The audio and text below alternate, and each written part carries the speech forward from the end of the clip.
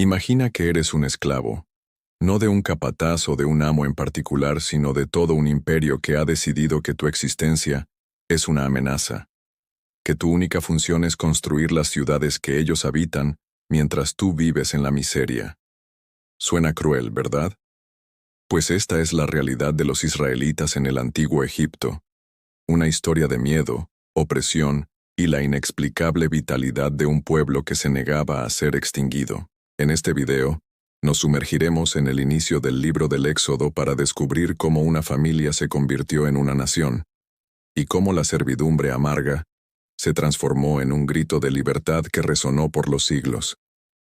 Esta es la historia de un pueblo que, durante generaciones, vivió bajo la sombra de las pirámides, atrapado entre la opulencia del faraón y el dolor del yugo extranjero.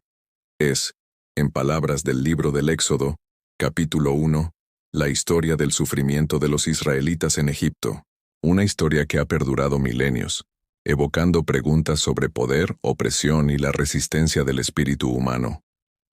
Todo comienza con una genealogía. Estos son los nombres de los hijos de Israel que vinieron a Egipto con Jacob, cada uno con su familia: Rubén, Simeón, Leví, Judá, Isaacar, Zabulón, Benjamín, Dan, Neftalí, Gad y Aser. Eran 70 personas en total, una familia extensa que, escapando de la hambruna en Canaán, encontró refugio en la tierra fértil de Gosén, en Egipto. Pero pasaron los años. José, el hijo predilecto de Jacob, que llegó a ser mano derecha del faraón, murió. Lo mismo ocurrió con todos sus hermanos y con toda aquella generación. Así, el recuerdo de los israelitas favorecidos por el poder se fue desvaneciendo como el vapor sobre el Nilo en la mañana. No quedó memoria del extranjero que, mediante su astucia, había salvado al imperio de una hambruna devastadora. Mientras tanto, el pueblo de Israel florecía. Allí en Gosén, sus hijos nacían y crecían con la vitalidad de la primavera después de una larga sequía. Las casas rebosaban de risas y los campos se llenaban de cosechas. Los israelitas fueron fecundos y se multiplicaron muchísimo. Se hicieron tan numerosos y fuertes que llenaron el país, dice el texto sagrado. Fue entonces cuando sobre Egipto surgió un nuevo faraón. Su nombre nunca se menciona, pero para los israelitas, su recuerdo quedará grabado como el del opresor.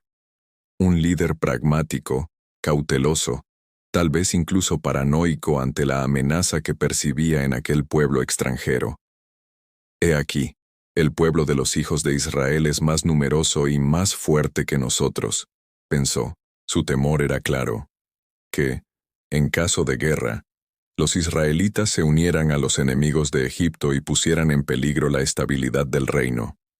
Así, el faraón convocó a sus consejeros en las estancias adornadas con columnas de loto y relieves dorados. Movido por la sospecha y determinado a mantener su poder, dictó una decisión que marcaría el futuro de cientos de miles de personas. Procedamos hábilmente con ellos, para que no sigan multiplicándose. Comenzó así una etapa de opresión sistemática.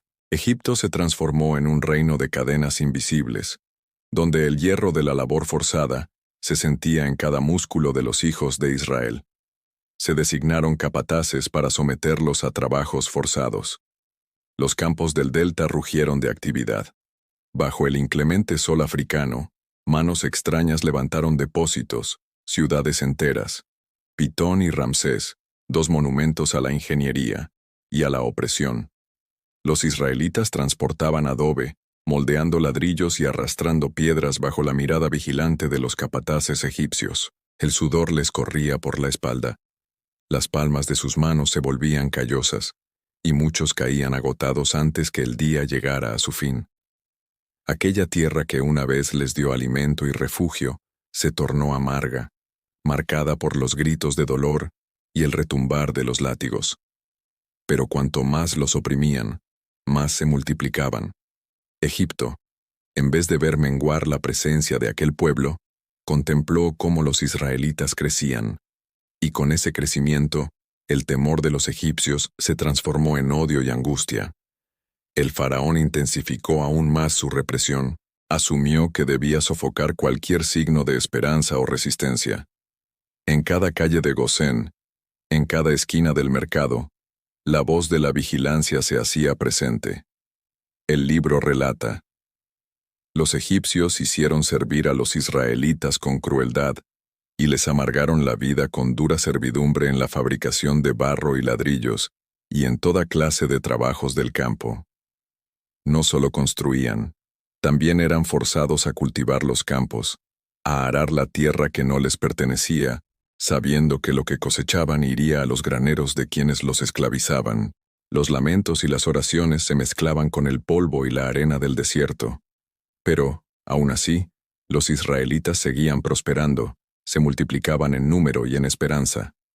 La estrategia del faraón fallaba.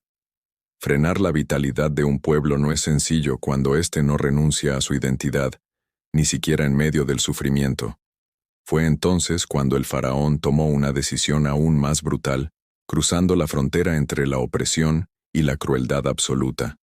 Llamó a 2 mujeres adultas reconocidas por su oficio, las parteras Sifra y Puá.